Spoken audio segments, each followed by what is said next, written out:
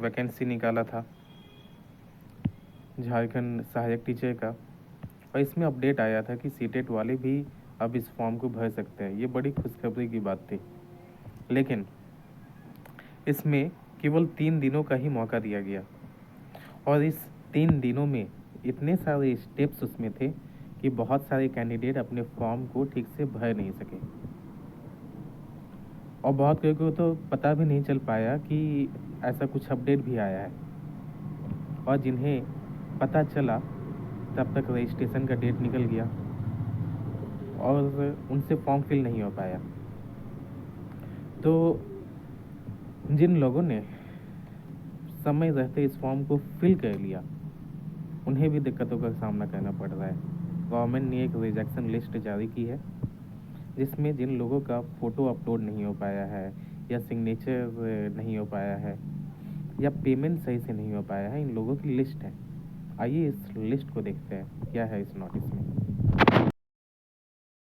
झारखंड कर्मचारी चयन आयोग, झारखंड प्रारंभिक विद्यालय प्रशिक्षित सहायक आचार्य संयुक्त प्रतियोगिता परीक्षा 2023।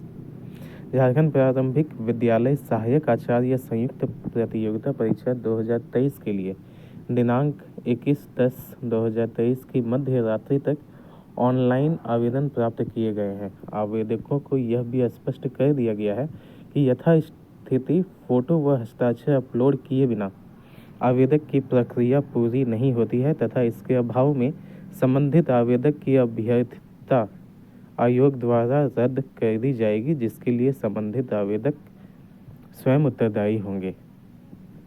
मतलब इसमें कहा गया है कि यदि आपने अपना फ़ोटो या सिग्नेचर किए बिना अपना फॉर्म को सबमिट कर दिए, मीन्स आप रजिस्ट्रेशन तो किए हैं लेकिन फ़ोटो और सिग्नेचर अपलोड नहीं हुआ है, तो इस स्थिति में आपका फॉर्म जो है रिजेक्ट माना जाएगा।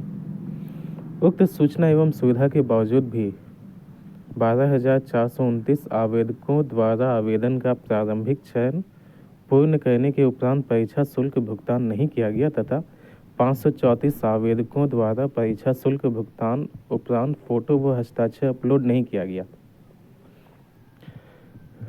109 अभ्यर्थियों द्वारा ऑनलाइन आवेदन समर्पित करने की अंतिम तिथि के उपरांत पूर्ण आवेदन समर्पित किया गया।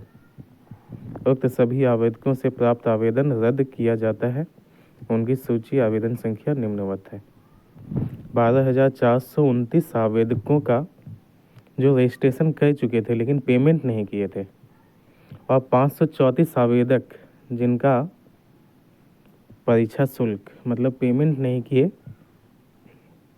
साथ में फ़ोटो और सिग्नेचर भी जिनका अपलोड नहीं हुआ, और 109 अभ्यर्थी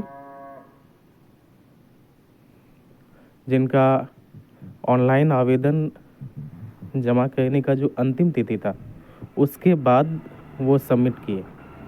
इन सभी का जो है यहाँ पे दिया हुआ है एप्लीकेशन नंबर, और ये सभी रिजेक्ट किया गया है। 12,000 मतलब 26,000 वैकेंसी है। आवेदक इसमें लाखों के होंगे, जिसमें 12,000 इन्होंने रिजेक्ट कर दिया।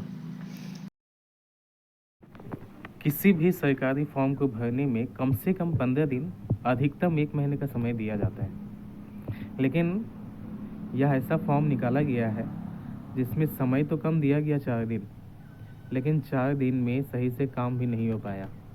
पहले दिन आप रजिस्ट्रेशन कीजिए, फिर 24 घंटा बाद आप पेमेंट कीजिए, फिर 24 घंटा बाद अपलोड कीजिए फ़ोटो सिग्नेचर, उसके बाद आपका फॉर्म कंप्लीट होता है। तो इतने सारे स्टेप्स में क्यों इस फॉर्म से जोड़ा गया, इतने सारे स्टेप्स को? ये सरासर स्टूडेंट्स को परेशान करने के लिए ऐसा किया गया है, ताकि स्टूडेंट फॉर्म न भर पाए।